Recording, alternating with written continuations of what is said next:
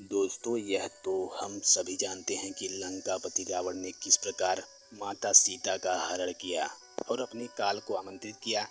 लेकिन क्या आपको यह भी ज्ञात है कि सीता हरण से कई वर्षों पूर्व रावण ने किया था राजमाता कौशल्या का भी हरण? अगर नहीं तो आइए जानते हैं रामायण में वर्णित इस कहानी के बारे में। एक बार रावण के मन में अत्यंत उत्सुकता हुई कि वो अपनी मृत्यु के बारे में जाने और उस पर विजय प्राप्त कर अमर हो जाए और पूर्ण सृष्टि पर राज करे। इसी मनोरथ के साथ रावण सृष्टि के रचयिता ब्रह्मा जी के पास पहुंचा और उनसे अपनी मृत्यु के बारे में जानने की अपनी इच्छा व्यक्त कर दी।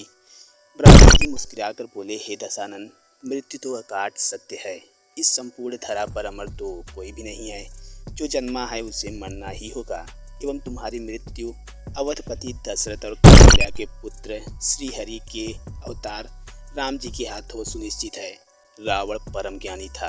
उसने सोचा कि अगर किसी भी कारणवश दशरथ और कौशल्या का विवाह ना हो पाए तो राम का जन्म होगा ही नहीं और उसकी मृत्यु टल जाएगी। उसने एक युक्ति सोची और जिस दिन कौशल्या और दशरथ का विवाह होना था उसी दिन उसने कौशल्या जी का अपहरण कर लिया। अपहरण करके उसने एक बड़े से मायावी बक्से में बंद करके बहुत दूर एक सुनसान द्वीप पर रखाया। अब रावण एकदम निश्चिंत और प्रसन्न था क्योंकि उसके अनुसार अब उसने अपनी मृत्यु को टाल दिया था।